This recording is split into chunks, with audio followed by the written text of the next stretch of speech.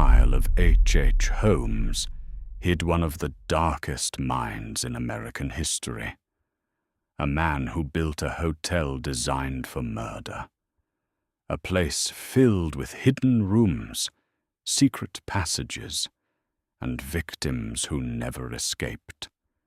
This was the Murder Castle. Chicago, 1893. The city burned with ambition.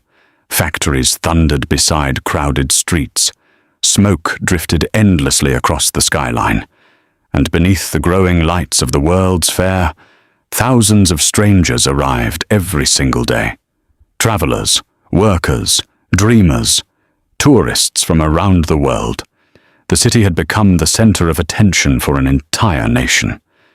But hidden among the noise, crowds, and excitement, something dark waited quietly in the shadows, a building unlike any other, a place that would later become known as the Murder Castle. And inside that building lived a man who would become one of the most terrifying killers in American history, H. Holmes. His real name was Herman Webster Mudgett, but the world would remember him by another name, H. Holmes. Even decades later, historians still debate how many people truly died because of him. Some believe the number remained relatively small. Others believe it reached into the hundreds. But regardless of the exact number, one fact remains undeniable. Holmes built an empire of lies, manipulation, and death during one of the most chaotic periods in American history.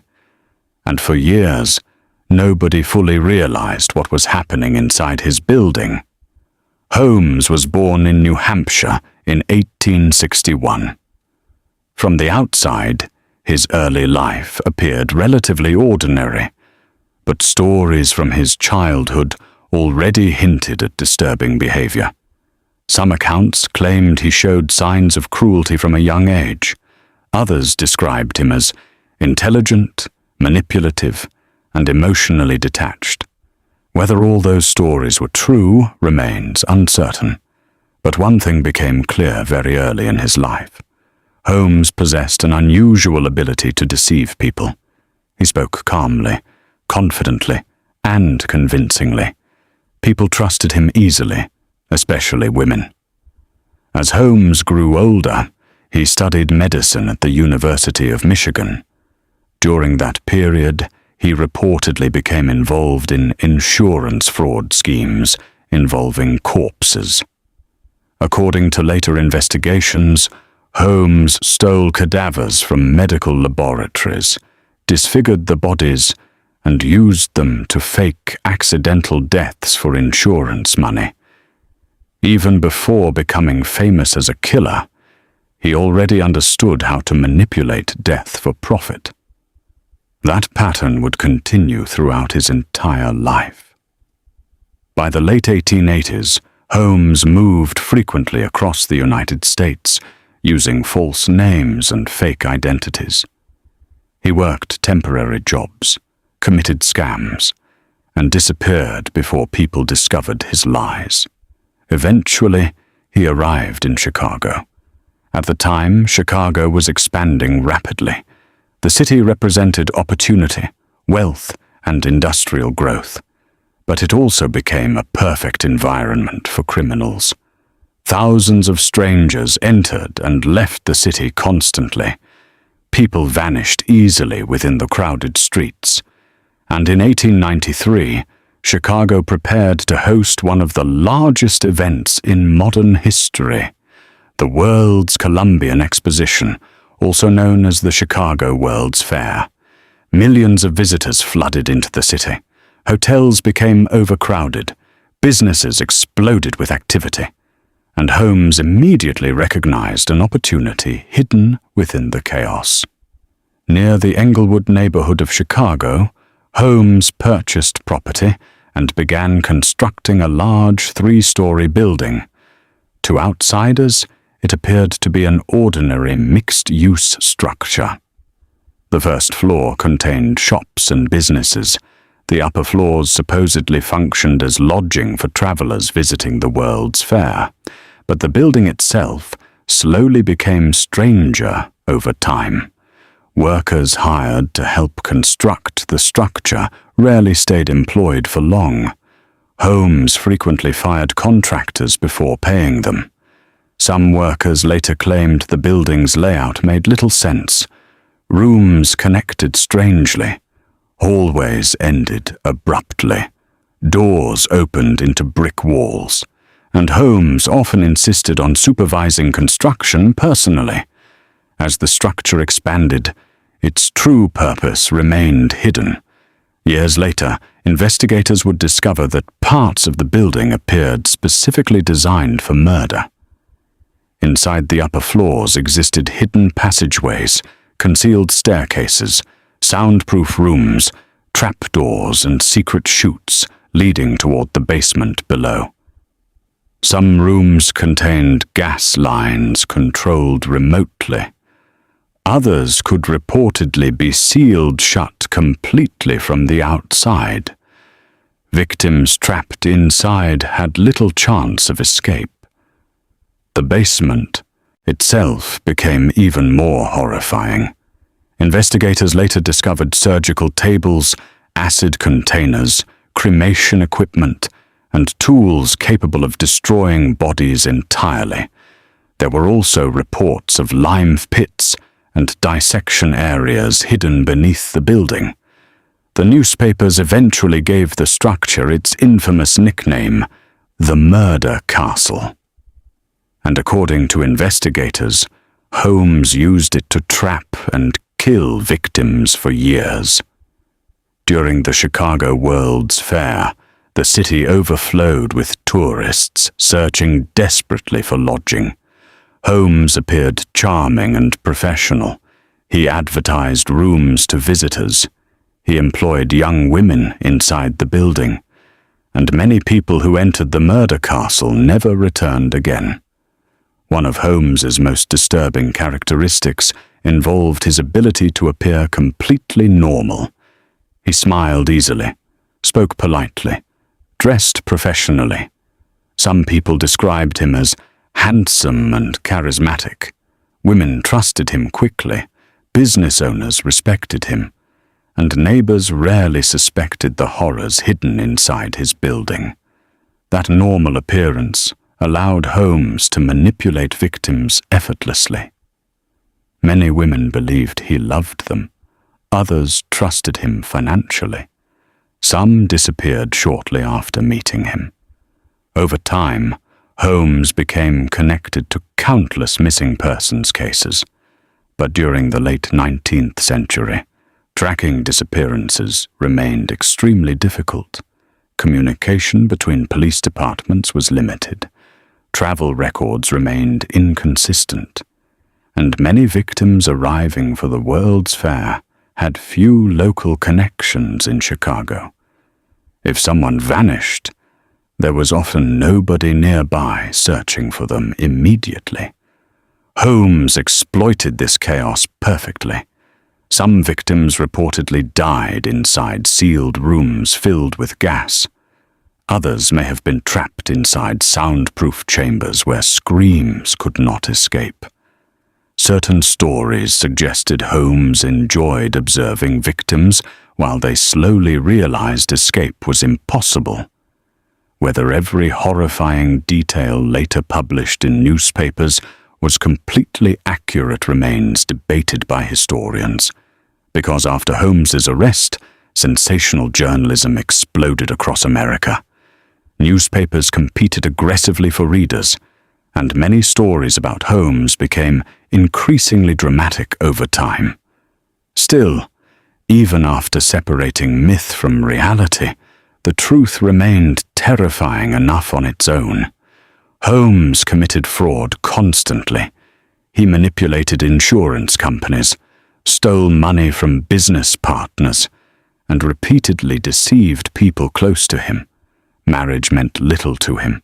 Throughout his life, Holmes married multiple women, often without legally divorcing previous wives.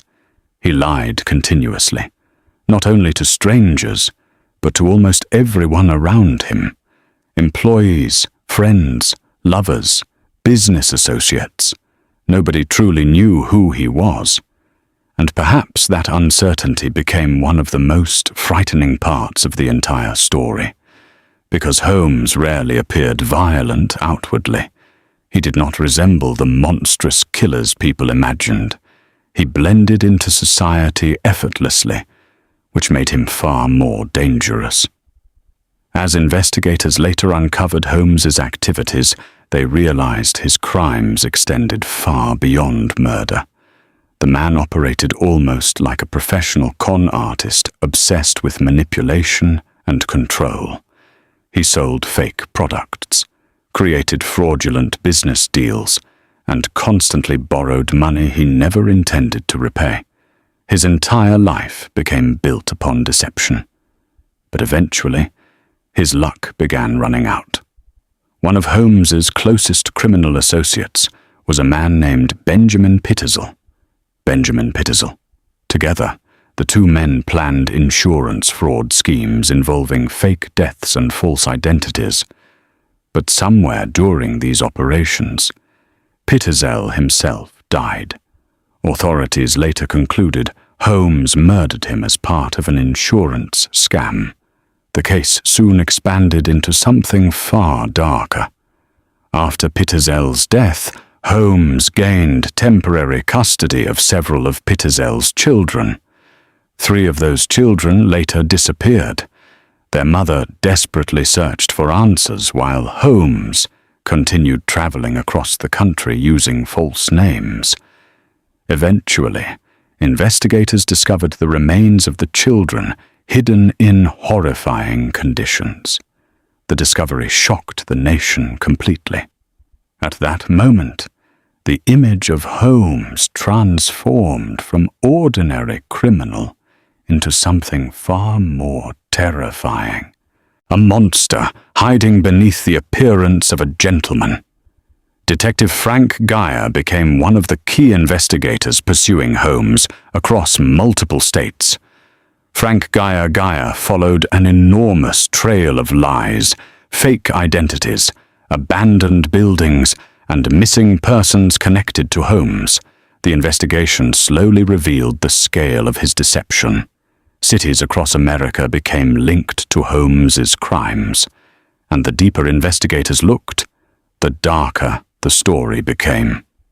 Eventually, Holmes was arrested in Boston in 1894. At first, authorities focused mainly on insurance fraud, but as investigators searched deeper into his background, connections to disappearances and murder multiplied rapidly. The discovery of the murder castle horrified the public. Newspapers printed disturbing illustrations of hidden rooms, secret corridors, and basement torture areas. Crowds gathered outside newspaper offices, desperate for updates. America became obsessed with the case. The timing amplified public fascination even further. The late 19th century represented a period of enormous social change. Cities expanded rapidly. Industrialization transformed daily life, and fears surrounding crime in growing urban environments intensified constantly. Holmes became the perfect symbol of hidden evil within modern society, a killer hiding in plain sight, a man who used intelligence, charm, and business respectability to conceal unimaginable crimes. Reporters competed aggressively for exclusive information. Some newspapers exaggerated details dramatically. Others published terrifying sketches and stories based partly on rumor. The legend of Holmes grew larger every week, and Holmes himself appeared to enjoy the attention. While imprisoned, he gave interviews openly. At times he seemed disturbingly calm, discussing death and deception. He confessed to certain crimes while denying others. The exact truth became difficult to separate from manipulation. Even after capture, Holmes continued controlling his own narrative. Some researchers believe Holmes exaggerated his crimes intentionally because fame fascinated him. Others believe the true number of victims may have been far higher than officially proven. Because many missing persons connected to Chicago during the World's Fair era were never fully investigated, the transient nature of the city allowed people to disappear easily. Travelers arrived alone, workers moved constantly, and record-keeping remained inconsistent. This uncertainty created endless speculation surrounding Holmes for generations afterward. At one point, Holmes reportedly confessed to 27 murders, but even that confession became unreliable. Some individuals listed among the dead later turned out to still be alive. Other disappearances remained unresolved forever. The real victim count may never be known completely, and perhaps that uncertainty explains why the story continues haunting people today. Because Holmes represents more than a serial killer. He represents hidden evil concealed behind civilization itself. The murder castle stood in the middle of a modern city, surrounded by ordinary life. People walked past it daily without realizing what may have happened inside. That idea remains deeply disturbing even now. During his trial, Holmes maintained an eerie composure. Witness testimony described him appearing calm and controlled, while evidence against him mounted. The courtroom became filled with journalists, investigators, and curious citizens. America watched closely. The public wanted answers. But Holmes rarely provided clear truth. Instead, he shifted stories constantly, lied repeatedly, and manipulated interviews whenever possible. Some psychologists studying Holmes later suggested he displayed characteristics associated with psychopathy, lack of empathy, pathological lying, superficial charm, manipulative behavior, and emotional detachment from violence. Whether modern labels apply perfectly remains debated, but many investigators who encountered Holmes described him as profoundly deceptive. Even intelligent people struggled to understand when he told the truth. Eventually, Holmes was convicted primarily for the murder of Benjamin Pitezel. In 1896, he was sentenced to death. Before execution, Holmes reportedly requested that his coffin be buried beneath concrete. He feared grave robbers or body snatchers disturbing his remains after death. On May 7, 1896, H. Holmes was executed by hanging at Moyamensing Prison in Philadelphia. Witnesses described him remaining composed until the very end. And with his death, one chapter of the story ended. But the legend surrounding Holmes only continued growing afterward. Over time, the murder castle itself disappeared. Parts of the building were damaged by fire. Eventually, much of the structure was demolished entirely. Yet the mythology surrounding it survived. Books, films, documentaries, and countless theories transformed Holmes into one of history's most infamous killers. Some stories became exaggerated through decades of retelling. Others remained grounded in documented evidence. Separating truth from myth became increasingly difficult. Still, certain facts remained undeniable. Holmes manipulated countless people, committed fraud constantly, killed for financial gain, and built an environment specifically designed around secrecy and control. Even modern historians continue debating the true nature of the murder castle itself. Some believe newspaper exaggeration transformed Holmes into a near supernatural monster, far beyond reality. Others argue that many horrors likely remain undiscovered forever. Because evidence disappeared, records vanished, and many potential victims were never identified conclusively. The uncertainty surrounding the case created endless fascination, and perhaps that uncertainty makes the story even darker, because despite everything investigators uncovered, nobody fully understood the complete truth. What exactly happened inside those hidden rooms? How many people entered the building and never escaped? How many victims disappeared into the chaos of Chicago without leaving evidence behind? Those questions remain unanswered. The late 19th century itself became part of the horror surrounding Holmes. Industrial America expanded rapidly. Cities grew faster than society could control. Modern urban life created anonymity unlike anything before. Crowded streets allowed predators to hide easily among ordinary people, and Holmes exploited that reality perfectly. He used trust as a weapon, charm as camouflage, and intelligence as protection. The terrifying part is not simply that Holmes killed people, it is that he appeared ordinary while doing it. That idea continues frightening people more than a century later, because monsters are easier to fear when they look monstrous. Holmes did not. He looked educated, professional, respectable, and perhaps that remains the darkest part of the entire story. The realization that evil does not always announce itself clearly. Sometimes it smiles politely. Sometimes it offers hospitality. Sometimes it hides behind elegant buildings in crowded cities while the world continues moving outside. Today, historians still study Holmes as one of America's earliest famous serial killers. Documentaries revisit the mystery repeatedly.